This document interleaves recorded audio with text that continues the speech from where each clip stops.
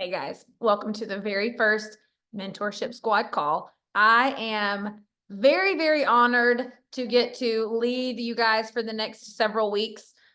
This group was kind of birthed out of our deepest desire to figure out how to meet you exactly where you're at in your business and move you forward. And so we split the groups into split our team basically into two different groups.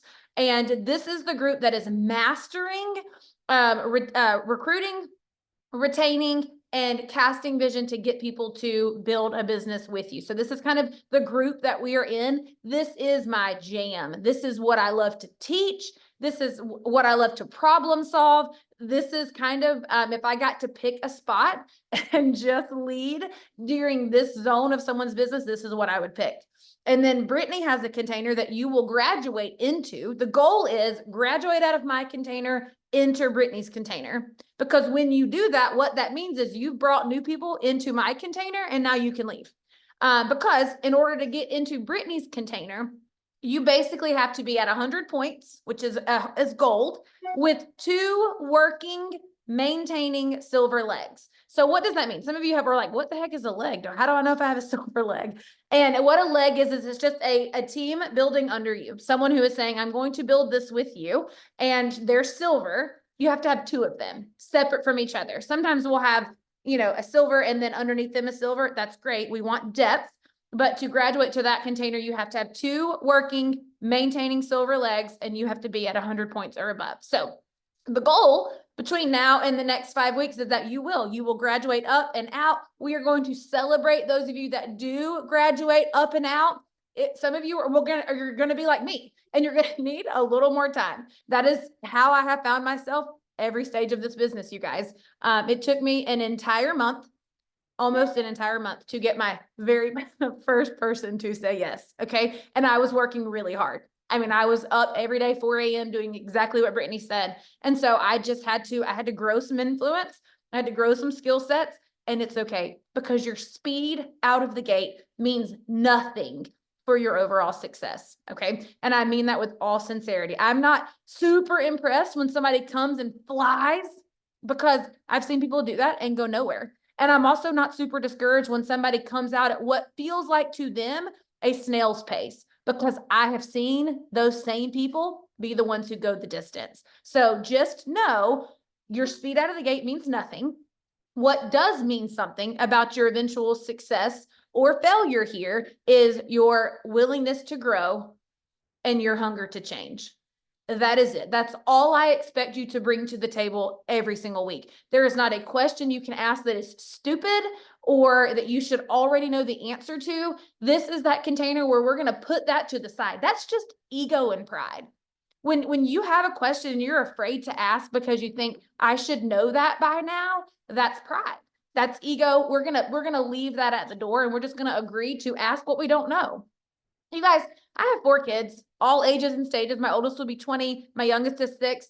There could be times where I could assume I should know this by now. I mean, the last one, bless his heart, he's the 4th kid. But imagine if I weren't willing to ask some questions because I was embarrassed that maybe I didn't know what someone else knew about a 6-year-old. Like, we have to be humble enough to say, even if I should have this figured out, it doesn't feel very clear to me. So I just want you to know that that's what I expect here. I expect you to come hungry to know something, hungry to change, and willing to learn. Okay. And just for some context, I'm a Diamond Emerald, and there's not a week that goes by that I'm not asking Brittany or someone else ahead of me. I will say things like, how did you know that right then? Like, I heard you coaching her and you went that way, but my brain was going to go that way. So how did you know? What did you think right then that made you make that decision? Because you guys, successful people think differently than other people. And I'm always trying to figure out, what did she think that I missed so that I can learn how to start thinking the way she thinks? Okay. So we're going to leave all of our pride and all of our ego at the door, and we're going to show up hungry to learn and willing to change and grow. Okay. That's all I ask for. So every week, I will point you back to what we've already created in the mentorship group. I know that if you've been here a few months, when the mentorship was kind of new and announced, we were really excited. And it was like drinking water through a fire hydrant. Anybody relate? Like, I'm ready to go. And then it was so much stuff. And it's like, okay. We're going to go back through and we're going to really digest, because the fact of the matter is there's only 4 major skill sets you have to master to make as much money as you want to make here. I mean, as much money as you want to make. $1 million a year. Okay, you can. I have friends that do it. I will do it. 4 things you have to master. You have to master how to share our products with other people. You have to. And you have to master sharing our products with total strangers, because your warm market will eventually dry up. And that's okay. Some of you are scared to death that you're going to run out of people that you can talk to. Anybody have that fear? Like, oh my gosh, I'm running out of people. Okay.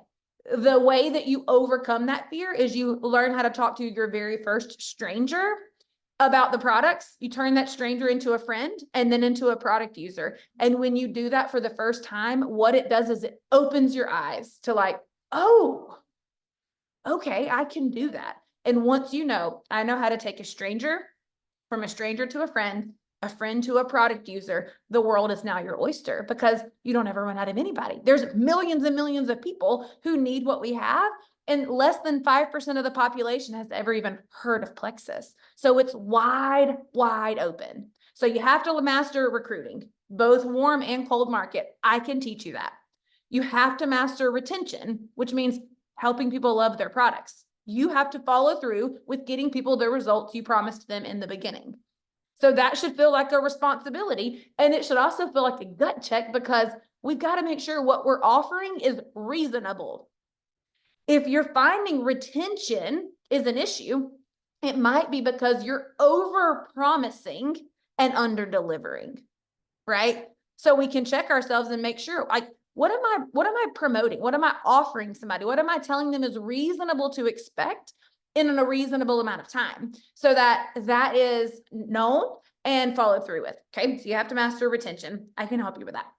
You have to master duplication, which is where you build up the courage to offer the opportunity to someone, cast vision for what's possible, overcome the objections that they will inevitably have, and then get them off to a solid start. Okay. So those are the things that you have to master. When you're in the process of mastering these things, your paycheck goes up. That's the cool thing about this business, is your paycheck goes up even before you're an expert, like an earn as you learn opportunity. And so I just want you to know, this can be a fresh start. Okay. This can be a fresh start, whether you have been dabbling. Some of you have been feeling like you'll come up for air and then you're drowning again. This can be a very fresh start. Stay focused. Listen, there's going to be a lot of opportunity for learning and growing and consuming things. This is where you're going to have self-control to remember, what did she tell me to focus on? Okay, I'm supposed to be focused on the guides in the mentorship, asking questions in this chat, and filling out my healthy business habit tracker. If it's not on that, then it's a no. And it's okay to leave it, because there's an unlimited amount of things that you could learn. There's an unlimited amount of podcasts you could listen to. There's an unlimited amount of books you could read, unlimited amount of opinions you could get. It's unlimited. What you're going to have to do is filter out what is going to move my needle forward in my business. And I promise you to tell you that. I promise you I will keep you focused. You're going to have the discipline to tune out the rest. Okay. All right. Are we good there? Okay. So most of our time together is not going to be me training you. There's so much resource and rich training material in the mentorship that, I mean, Brittany crafted most of it. And I came in and put the touches on the confident conversation guide and marketing stuff. And so the training is there. What I want to do is give you feedback on your effort and help you work through any mindset or fear or beliefs that's halting you from taking the action you know you have to take. Okay, so that's kind of what our time together every week will be spent doing. But I do want to talk 1 second before we get into coaching or feedback. When you think of coaching, y'all, don't expect that you're going to come here and you're going to walk away magically fixed. My goal is you're going to come here with a certain perspective, and I'm going to be able to offer you a different one. And that one's also going to feel good, and it's going to be able to serve you well. And that's what you will leave thinking and believing. Okay. So the number one indicator of whether or not you will be here at the end of this 5 weeks together and into whatever comes next is going to be your mindset. No matter what, you're going to have to mind your mind. And I say that because some of you will see this opportunity for what it is, which is a rich, just a rich opportunity to come and learn from somebody who has messed things up way more than you have, who has had way more rejection and no's and just way more than you have had. And you get to learn from what I've been through, and it should encourage you that you'll survive. I've survived. It's worked out okay. And some of you will think, oh my gosh, another chat. Oh my gosh, there's a call. Oh my gosh, I have to do, like, same thing could happen. Somebody's going to see it as a rich opportunity. Someone's going to see it as an opportunity to be overwhelmed. So mind your mind. Those of you who mind your mind, you win because you'll be here for the long game. And those who stay for the long game, they win. Okay. All right. So what you focus on, it absolutely will expand.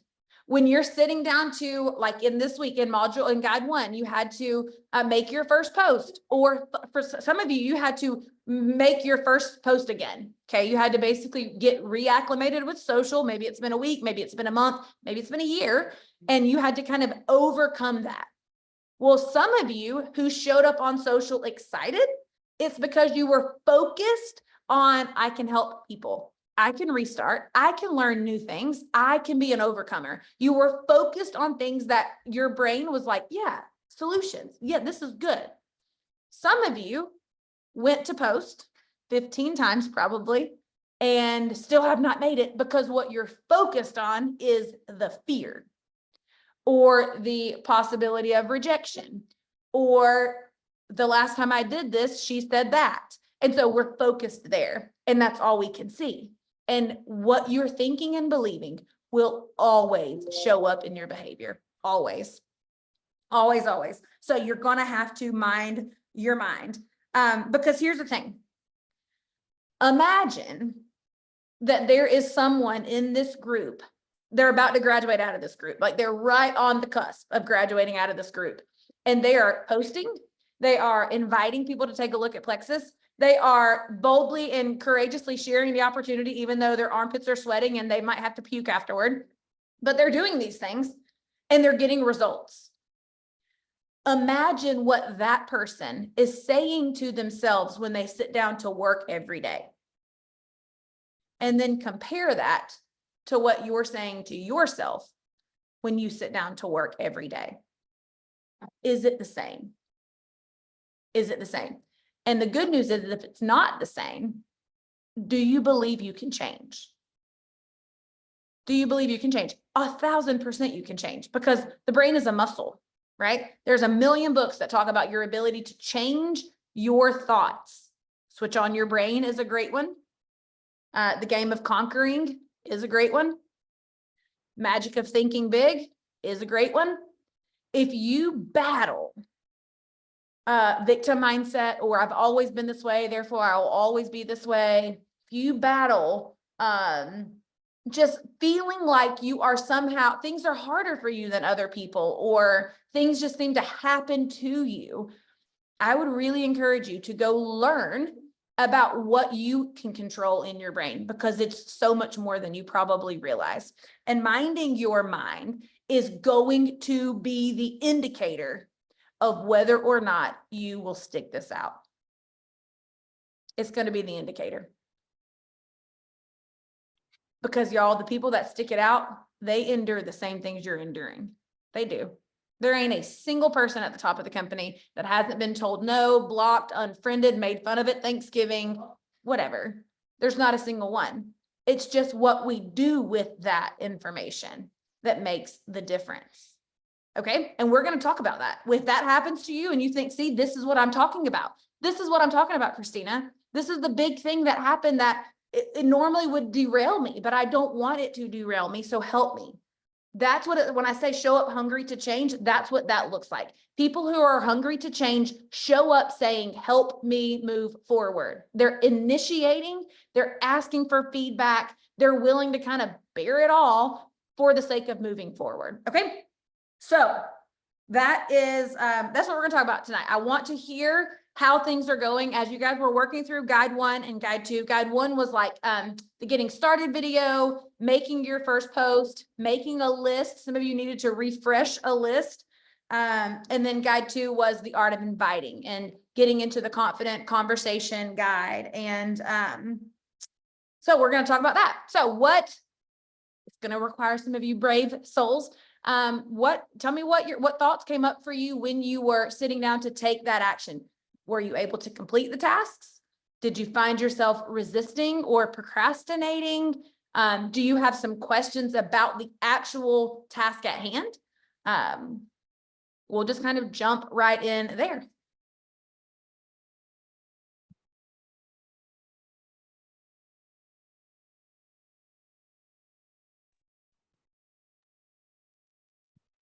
Hey, Christina.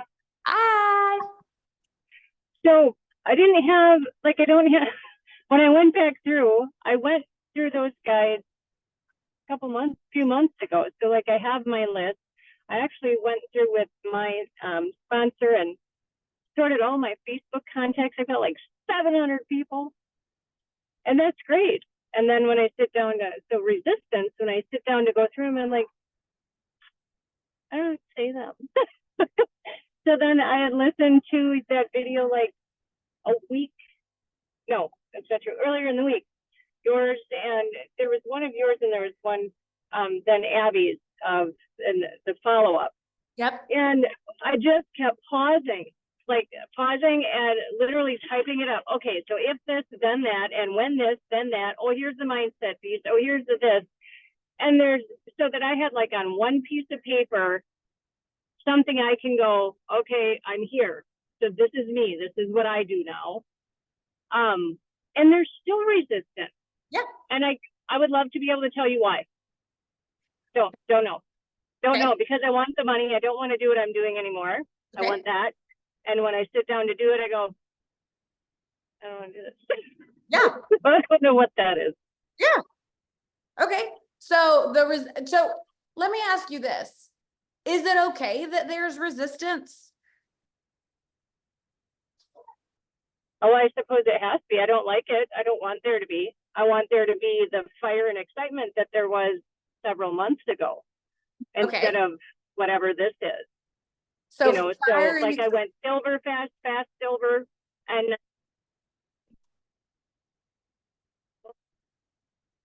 true, because I've got 600 names in front of me. Yeah. Right. Yeah. So do you think when you were going fast start silver, do you think the resistance felt less because you were in your very, very, very warm market and like you knew that you could kind of count on those people to love and support you, and you just kind of felt really confident in their response, and now the rejection, the potential for rejection feels a little higher? I think that's part of it. Yep, I think that's part of it. And then well, it's got to be. I really don't know what else other than, I don't know if this makes any sense. Like I feel like now that there's been a smidge of success, right? Like I got those initial, then I'm like, okay, well, this is okay. I'll just pick it back up later because I want to do other things right now. And I'm like, well, that's really dumb, because when I say that, when I recognize that, that's not truly what I do. In the moment when I sit down to work, though, all this other stuff, just all this, yeah. I can't be the person that happened to. So I was looking forward to you speaking to that, and just kind of in the beginning for you guys who have continued to do the thing and, experience those compound effects and get that success. Like, what was that like in the beginning? And did you have periods of that? And how did you overcome that? Yeah. Listen, I I'm driving, so I'm actually going to stop looking at you guys. And Perfect. That's totally fine. I think every high performer has resistance around some of the things that they know that they should be doing. What makes them a high performer is how they respond in spite of that. So, I mean, I think about fitness. You guys, if you hang out with me long enough, you'll find that I draw a lot of business parallels with fitness because it's the same thing. The people that are high performers in fitness, those that are disciplined in fitness, they're just okay with denying themselves what they actually want to be doing instead. Like they're willing to deny themselves that temporary pleasure of binge watching a TV show instead of getting their workout, or the indulging in the second helping of whatever versus, telling themselves no. So I think something that maybe is different is the resistance. I don't make the resistance mean anything about my purpose here. Are there things of this business that I love doing? Yes, absolutely. Are there things of this business that are just necessary that I don't love doing? Yeah, of course. But that would be true in every area. Are there things I love doing in my marriage? Yep. Are there things that I don't necessarily love doing? Yep. Are there things I love doing parenting? Absolutely. Are there things I don't love doing? 100%. So I don't make the resistance in my business mean anything about my desire to build this any more than I make my resistance in my marriage mean anything about my desire to be a good wife. I just recognize that that's normal. And that number one, my emotions can't be trusted. And they can't be trusted because you're saying back in the day, you were excited to do it and now you're not. So if that's true, then I could be able to believe that eventually I could get back to that excited thing again, and that it might not last then either. So it might just always come in waves, because when I've never heard anybody in full momentum say, I don't really want to do the things that have me in momentum right now. Suddenly, the same action we resist when we're in momentum, all of a sudden feels way more pleasurable, right? So right. I think that you can acknowledge this might not be something that I love the most in this business. And I think that it serves to spend some time there. Like when you're saying resistance, is it mainly to doing IPA, sending your reach out messages, your invites? Yes. Okay. And I find when I get to certain, so I have a lot of long distance family that I've recently, we recently went out to visit actually for my grandfather's funeral. And so I felt like I was able to make a few connections, and I'm like, you know what, this stuff is great. Like I want my family to have this. And then my brain starts telling me, yeah, but, oh dear. My brain starts telling me, well, yeah, but like you haven't had a connection with these people in 20-some years, and all of a sudden you see them for a funeral, and now you're going to reach out to sell them something, and that's what they're going to think, and they don't want to hear it. And then I'm off to the races in my brain, and I don't want to reach out to anyone anymore. Yeah. So we kind of create these false stories in our brain. Right. And I don't do that as much anymore with products, but I definitely used to do that a lot with the business. If somebody was already successful or more successful than I was, I would do the same thing. Like they would never be open to this business. Like they're a doctor or an attorney or whatever, or they're smarter than I am, or they're more sophisticated than me or whatever. So because of these things, it must mean something about what I have to offer. And what I would tell you is it takes just as much energy to focus on the potential of hope as it does to focus on the fear. I think we have to get comfortable with the fact that fear will always hang out with us. Nobody likes being an object of potential rejection. Okay. And we can talk about rejection and how it doesn't have to mean anything about us in a minute. But I think we got to get comfortable with the fact that fear might always be here. It won't always, like what scares you now won't be what's still scary in a year from now if you'll hang with this. But there will be something new that scares you. I think what we have to do is be just as focused on the faith. So yeah, there could be that long lost cousin from the funeral who gets a message from you, a few weeks from now and decides to have a poor attitude. There could be that. there also could be that cousin who's been praying for relief from some terrible IBS symptoms, who is so grateful that you were willing to be vulnerable enough to say, hey, I know we haven't connected, and I'm going to do a better job of that. But I'm just curious, you mentioned something that has been on my mind since then, and this may or may not be for you, and either way, it's totally fine, but wanted to see if you'd ever checked this out before, because I think this could help with that issue. So there's the faith that it could actually go this way, and both are here. It's which one are you going to feed? Which one are you going to feed? So if you're going to be feeding the faith, I'm going to be reading testimonials of how these products are actually helping people so that I can feel confident and genuine when I show up in someone's inbox. If my belief in the products is really, really high, then the fear tends to be less vocal. Here's how I know that. Imagine my neighbor's house across the street is on fire. Like I'm sitting here, I have a big window in my office and I can see their house. So if their house was on fire and I have, first of all, my brother's fireman, but I have a fire extinguisher, okay, in my house, and I see that their house is on fire, I'm really confident that no matter what they're in the middle of over there, I don't care if I interrupt something, I don't care if it's a bad time, I don't care if I knock too loud or if I look like an idiot, I'm willing, I have such belief that my fire extinguisher is needed, that I'm over there like, hey, your house is on fire, I got a fire extinguisher, like, let me help you. And they're like, I'm doing it. We got it. You think I'm going to just take my fire extinguisher and walk home and not look back? I'm keeping an eye on it, because even though they say we got it under control, we got a fire extinguisher, we're good, I'm going to watch, because I know what fire does. And so when it gets a little more out of control, I'm going to follow up and say, hey, I know you got a fire extinguisher, but I got one too. Like, I can help you. Hello. So it doesn't matter how ridiculous I look or what they might think about my persistence, because I believe so much that my fire extinguisher could serve them. And when you build your belief in the products where it's that high, whether or not they ever use my fire extinguisher has nothing to do with me, has nothing to do with me. But if my belief is that high, I can show up as myself and say, hey, I know you weren't interested, or you may not even be aware of the fact that your house is on fire, but I've got something that could help you. And I'm just putting that out there. Totally up to you. No pressure either way. But if you are open, I'd love to share with you why I think my fire extinguisher could save your house, or why I think these products could be the answer to the fact that you're constantly struggling with fatigue.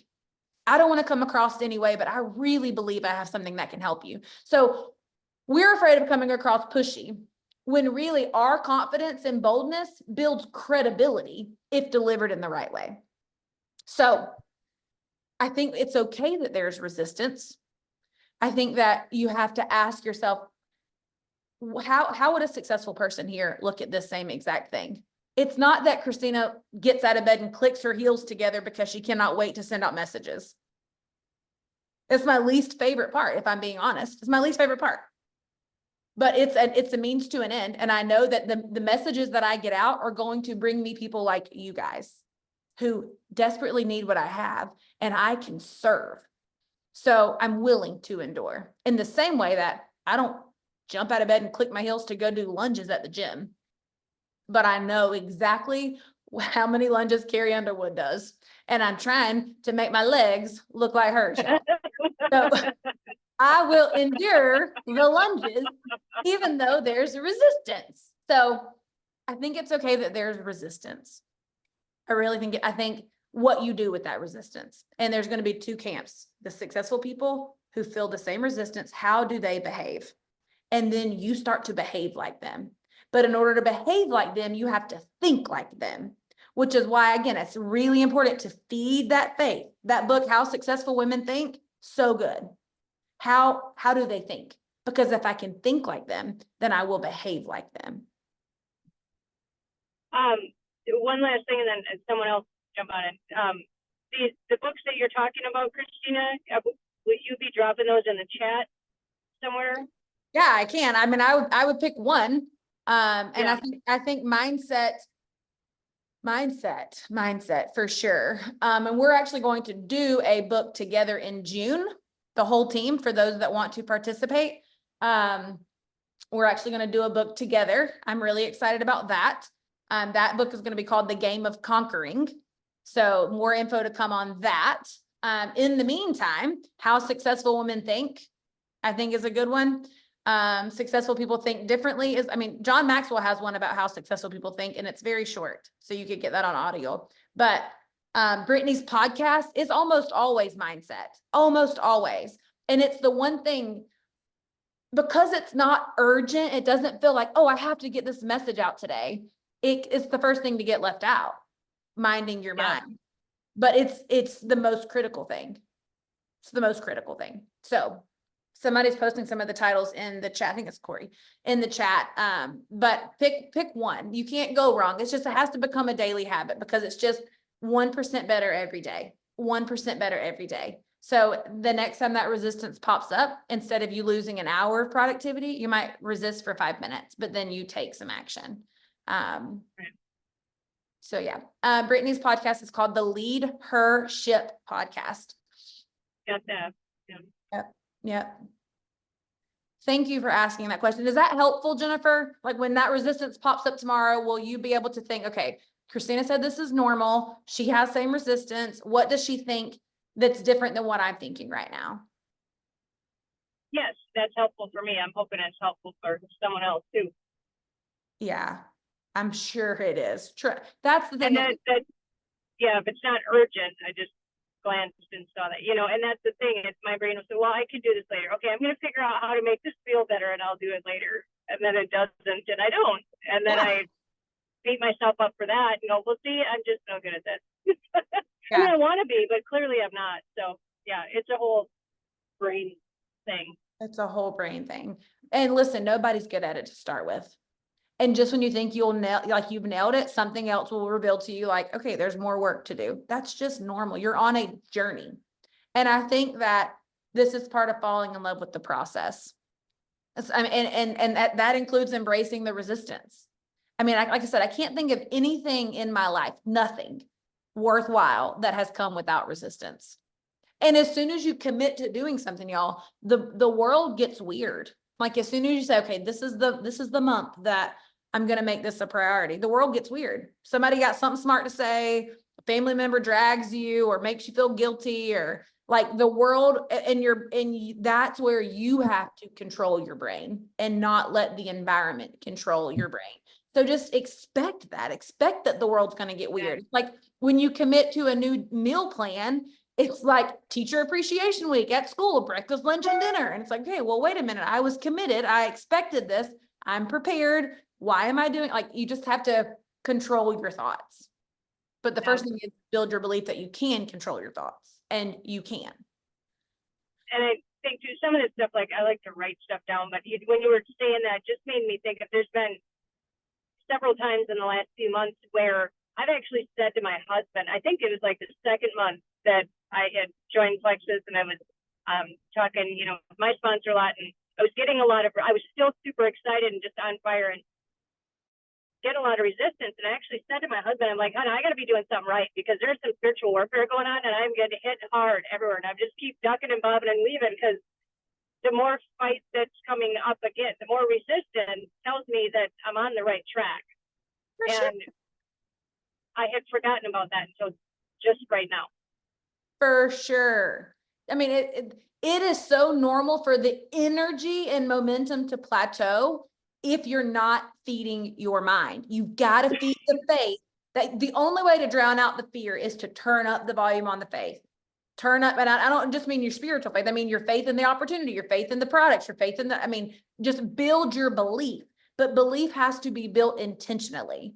It's not something that you're just going to like fall into one day. Like, okay, now I have high belief in myself or the business or the opportunity or whatever. You have to have belief in three things: yourself, the products, and the business opportunity. Nobody usually comes with all three. Everybody usually has one that they're stronger in. The others have to be intentionally built. So again, that's part of just embracing the process of, this is normal. This is normal to feel this way. What would someone who's ahead of me do with this same thought? That thought right there has carried me through so many times where I just want to be like, forget it.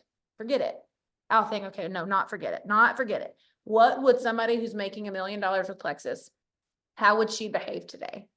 Okay, She wouldn't forget it. All right, great. What would she do? And I'm telling you, I will coach myself right through this scenario. And then I will just tell myself, I'm going to behave like her, no matter how I feel about it. No matter, it doesn't matter how my feelings don't matter right here, because I know that I'm here for a purpose. I know that God has given me an opportunity to share health and wellness with people and an opportunity for the business. So I'm going to behave that way. And I always feel better after I do it. So hope that's helpful. Thank you for being so vulnerable and asking those questions. I guarantee you anything that's on y'all's heart, it's on someone else's heart. So appreciate that. What else? Christina, Trisha over here. What's up, Trisha? All right. So, mine is more geared towards duplication. Okay. I got to senior silver. I did it by signing up all of my folks. And I'm trying hard to get somebody to come on board with me. And I've been doing multiple reach outs and circling back, following up with that, but I cannot get somebody on board. And I believe that I struggles with some of the mindset that Jennifer also had. And it's really hard for me to think about trying to build somebody when I have my own struggles and beliefs. Or I shouldn't say like that. I'm sorry. I don't have struggles and beliefs, right? But like I have the bad mindset occasionally. So for me to try and mentor somebody or guide somebody to do what I'm doing, I'm like, oh gosh, can I do that? And I know we talk about like, if you have the belief, that's like what comes through. Mhm. But sometimes I feel like I struggle with my own mindset that I worry about trying to build somebody successfully. Does that make sense? Yeah. Well, listen, if my own limiting belief counts me out as being able to lead you guys, then we are in a heap of trouble, because I don't have it all figured out all the time. I battle certain thoughts and fears. So if that is what cancels me out, then I don't know what we're doing here. So just know that, like I said, the fear will always be there. So there's that. Well, here's what I would tell you, Trisha. You went senior silver, so you do know how to do at least that. Can we agree on that? Yeah, you do know how to do that. So if you could just help somebody go do what you've already done, where would that leave you? Right. Like, Then you mean like, oops, God. Yeah, then you'd be gold, Yeah. right? So then your confidence would improve because you have some evidence. You have some evidence of competence. Confidence comes with competence. Sometimes we wish we could have the confidence before we have any evidence of competence, and that's just not true. You got to practice and be willing to be messy while you master it, because that's where the confidence comes from. Like, think about a baby learning how to walk. Like, they're not confident in their little trot until they've got some competence that I can stand unassisted, and then I can take one wobbly step. But like, the more they're doing, their confidence sometimes progressively quicker than it should, like it increases. So just knowing that you can help somebody go, maybe you don't think you can help somebody go senior silver. Do you think you can help somebody go silver? Like, do you know what it takes to go silver? Okay. So you can, with great confidence, tell somebody, I think I have an opportunity that would help you increase your family's bottom dollar several $100s this month. Just curious, is that something that you'd be open to? Is that kind of how the conversations are going that you're having? Yeah. And I do have a couple people that are like, yeah, I'm interested in that, or, like open to that. Could definitely and think about that kind of thing. But I just can't get beyond that. So I know it got to continue the conversation, but I feel like I get to a point and then I'm like, oh, again, like the mindset, right? Am I being too pushy? Like trying to make sure like I'm casting the vision and all that kind of stuff, but I just can't get over that hurdle. So maybe I just need to stay the course and keep believing in the process that I'm doing. But sometimes I worry about my mindset getting in the way of why I'm not taking that step. Yeah. Well, I don't know if you should keep doing what you're doing or not, because I don't know entirely what you're doing. Let me give you some perspective though. let me give you some perspective, then I have a question. So if I want to create a new business builder and I'm talking to people about the business, whether they're product users or not yet, on average, if I talk to 10 of them, one might engage in any way. So if I have 10 product users, you have 10 people on your team right now? Is that right? Yeah. Okay. And you've talked to all of them about the business, or you've at least invited them to take a look at it? Yeah. Okay. And out of those 10, how many have in some way said, maybe? Well, from the welcome call, about half of them said that, oh yeah, maybe after I see some results, that kind of thing. But I have one gal currently that she was a product user. She wants to join back in the worst way, but she's budgeting. So I was like, oh, I have a great, possibility for you, or potential to cover the cost of your products, that. And she was excited about it, but she's very like hesitant back and forth. And that's the one that I'm kind of struggling with the most, I guess. Okay. Can you relate at all to being excited, but also battling fear and like concern and worry? Yeah. Yep. Okay. And I've kind of shared that with her too, that, I was skeptical at first too, wasn't really sure about it, and then kind of shared like my experience a little bit. Okay. And so with her, well, first of all, just so you know, the fact that half of your people on welcome calls said, maybe I would share this if I got some results, just know that that's the power of welcome calls, because now you have potentially five people who, if you could just help them envision themselves be successful, could potentially be business builders for you. So good job on getting on those welcome calls. Who's doing the welcome calls with you? Abby. Okay, perfect. So are you Abby's level 1? Yeah. Okay, very cool. Nice to meet you, Trisha. Thank you. Okay, Nice to awesome. meet you. So you're bringing them to Abby. Abby's asking them if they'd be open, and they're saying, yeah, like if I love my products, I would probably be telling people. Okay, what's next? What are y'all doing next? Well, during the like retention care, following up with them, like checking in, and I have a couple gals that said they would be open to it, that like love their products. And even on my post, she would say like, oh, I feel so good. Like, all this and that. And I'm like, come on, like, are you ready? Are you ready to tell the world, like trying to, grab her excitement and try and like, I'm not very good at the casting of the vision, right? Like, I think that's probably an area that I need to get better at. That might be why I'm not getting anybody, to like share. All right. Let me ask you this.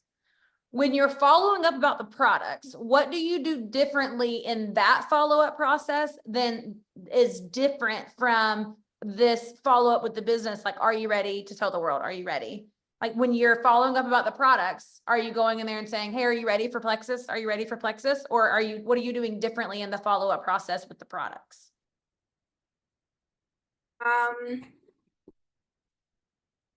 I guess I would say, with the products, I talk about like their positive, like, benefits along the way and kind of relate back to that. And I feel like I'm not really relating back to my benefits or success with the business side. Does that make sense? Yes. So when you follow up about the products, you're taking it back to their health struggle they initially told you about. You're probably building their belief that the products could be a good fit for their specific issue. I know some of you send testimonies. If what they struggle with was IBS, then you're going to send a testimony about that in the follow-up process, or you might invite them to an event. So you're following up about the products in a way that's varied, that's continuing to build their information base and their vision and belief. Product follow-up, check. Business follow-up, same thing. When you follow up with somebody about the opportunity, it still has to be personalized to what, like when they're saying, yeah, if I like the products, I would tell people. My very next question is, cool. So let's say that you do love the products. What would be motivating you to tell them? Like, is it that you want them to have the same results you're hoping to get? Or is it that you'd love to be blessing your family with extra income? I'm just curious, what would motivate you to share if you did love your products, of course? And I ask that question because I want to know what's missing that I could then build belief that they could have with me in Plexus. Sorry. A lot of the, I'm recording this to y'all, so y'all can go back to it. But a lot of the times we're focused more on the objection, like, oh, let me hurry up and handle the objection of you don't need your own results first, versus agitating the problem that they have in their life. They have a problem for the products. They got health struggle here, health struggle there, and we'll agitate that. How long have you struggled with that? What have you tried that didn't work? Like we'll agitate the product problem. We got to agitate the business problem. If people did not have a need, when y'all ask them about the opportunity, they would just say, no, thank you. I'm not interested. When I get approached with business opportunity, you know what, I don't ever say, well, yeah, I would share those leggings if I like them. No, I'm not interested. There is zero bone in my body that I'm interested in another business. So if they're not telling you I'm not interested, then there's something lacking in their life and you need to find out what it is so you can kind of expose it and then agitate it in love. What I mean by that, I don't mean you want to take the fact that someone's struggling financially and like berate them with it.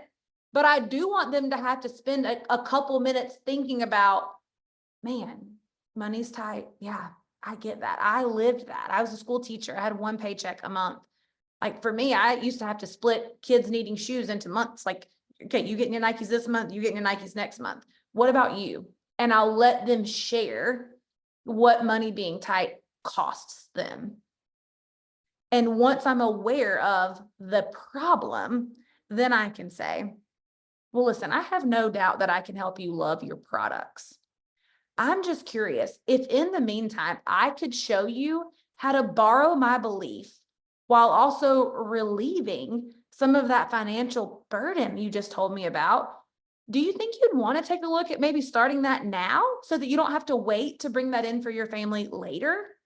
If you could borrow my belief, would you be willing to do that so that I could help you with this problem too? You trusted me enough for this. Just curious. You want to try, like, we can do this together. So, and then you're still going to have some they're not going to be open. So what I would tell you with this half, the half that said maybe, if they're loving something about the product, what I would do is I would say this to them. I would say, Trisha, when we talked several months ago, you told me you would be open to sharing with other people when you loved your products. I'm just curious, back then when you said that, was it because the idea of helping other people also have health improvements? Was that what was attractive? Or was it the idea of not having to budget for the products or having extra income? Like which one of those made you open back then? I'm just curious. And then I would say, because here's how much money I've earned by just helping a handful of you guys get started. Not only are my friends feeling better, but I've made this amount of money. I know exactly what I did to do that. If I could show you how to do it, do you think you'd be open to that now? So you're setting yourself up as the guide because you've already done what you're offering to show her how to do. You don't have to know how to help her go Ruby. You don't have to know that. You have to know how to help her get started. And you do know how to do that. You have access to things like this. Girl, we have a container that's just for you. I have a mentorship I can put you in. I've got a group of people that we can learn together with. Come build this with me. Tell me your thoughts.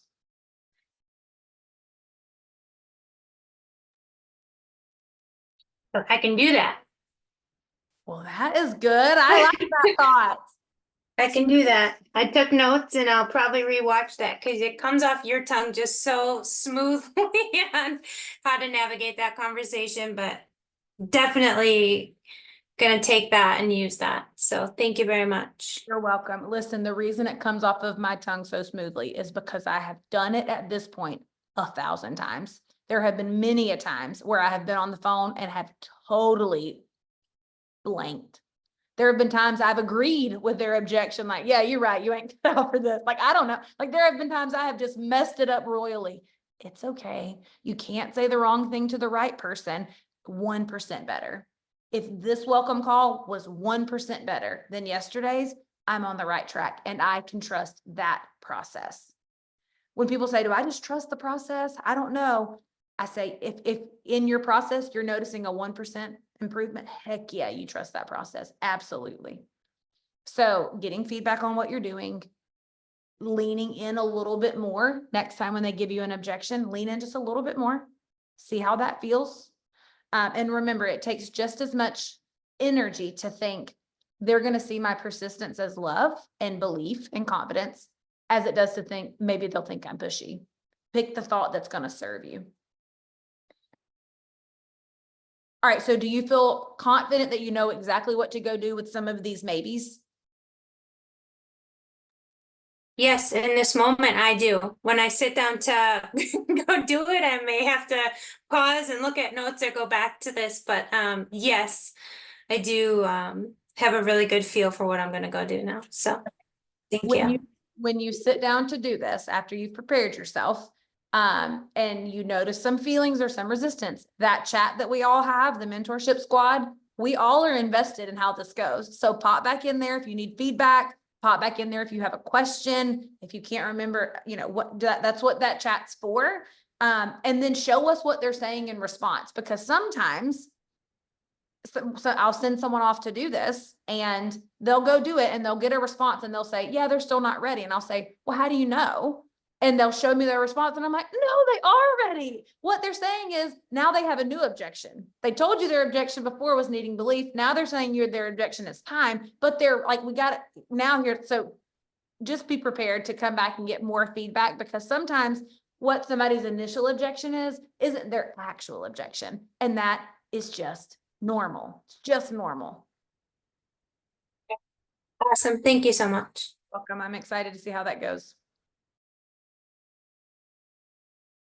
All right, what else? 6 whole minutes. Hey, Christina. What's up, Julie? Girl. Okay, so I've got one guy who was come and asked me about the products and he was interested in them. And whenever I sent him all the information, we talked about the price a little bit. He come back and he's a business owner too. He had some major issues with his business and he just said finance is just not the right time right now. So I understood because he had wrecked his truck or something. Anyway, some things out of his control that I knew, and I didn't want to push it at the time. So now I'm wondering, I think I've let so many people off the hook really easy because I just was like, okay, that's cool. And I always thought, well, I'll swing back around. And then I never do because I let fear of messaging people take over me. And because I hate to do it. But now I'm like, what should I come back and say to him? It's been about 2, maybe 3 weeks. Should I just pop back in and what's some suggestions on how to answer or how to hit that objection? Tell me, can you pull up his message and tell me exactly what he said? Yeah. Everybody is relating with you in here. So just know this will be helpful for people. Okay. Okay. He asked him if he had I'd apologize for letting it go by a couple of days. Okay. And then asked him if he had a chance to look at the information, look at the videos. He said I did, but then some things happened at work, totaled out my truck and trailers, lost some employees, and that has made it where I just can't swing the cost right now. Hopefully when I get everything back where it needs to be, I will be able to. So, and I just answered, I'm sorry to hear this. I saw one of your trucks, blah, blah, blah. I'm glad to know no one was harmed. I just said I understand completely and I'll check back later. Okay. And he's been strictly product up until this point or semi-open to? No, he's never even used, this is just a product. This is just an introduction to the product. Okay. So With him, I would probably follow back up with a testimony specific to whatever he told you his health goal was in the beginning process. And I would just say, hey, I'm not sure if things are, any better on that front. Would love an update on how things are going. You've been on my heart. In the meantime, that's one of my favorite segues. In the meantime, came across this testimony, spoke to me because he mentioned this and this and this, just like you. And he's getting some relief from that. Thought I would toss this your way. Let me know how you are. Okay. So it's not always let me go and try to close the deal. A lot of the time Right. it's you go and continue to build the belief and the value. Yeah, I'm totally fine with keeping the conversation open with people once I get the conversation open. It's a whole nother ballgame on messaging people because I let fear take over that. I'm terrified I'm going to send the same message that someone else has already sent and it'll look like I'm one of those people. That's the things that go through my head. Knowing I'm tweaking the messages, it's not going to be exactly the same, but I let that statement go through my head and then I pause and then takes me forever to type a little tiny message and then I quit halfway through. What if you voice messaged? Because even if somebody did send them a message similar to what you've sent them, nobody ever hears a voiced message and thinks she copied and pasted that. Yeah, I know. So No. I tried that last night and I just fumbled up on my words. I don't know why I could not get the message out. And then I'd already had half of it typed out. So I just finished it in text and said I would try again tomorrow. Yeah, try again. You got further than you would before. Here's the thing that people don't realize. When you come across as your authentic self, stuttering over a word or messing up a word, or I'll mispronounce a word or whatever, what it does is it builds relatability. Yeah. Makes people think, oh, she ain't perfect. She ain't perfect. She's regular like me. That's what I think when somebody messages me and they're regular. I'm like, oh, thank God. I can just be myself. So I wouldn't go for perfection in the message. And I mean, I'll laugh at myself. I'll be like, oh my Lord, what am I trying to say? Like, I just force myself to send it like 1, 2, 3, send, no matter what, because I want them more than I want to come across. I want to come across very charismatic, which is like competent and warm right in the middle. And so sometimes that is endearing. Yeah. So just know that. And again, yours and you and I, Julie and I have talked about this. I wouldn't tell this to everybody, but you're one of those, you need to set a timer and execute because you'll sit there and just marinate. And sometimes done is better than perfect. And in this business, that's the majority of the time. Yeah. Done is better than perfect. Absolutely. I totally agree. And that's something I have to tell myself all the time. Do I execute it? No, but I will. But I will. You're starting to, because now there are 75 of us that are expecting to. So, all right, y'all, it's 9 o'clock. I want more feedback on this call. What was helpful about it? What do you need more of next week? I'm always open. Next week, I want you to come prepared with questions from guide three in the mentorship. Okay. And then, like I said, that chat always available to you. Okay. I'm excited for you guys. See you later.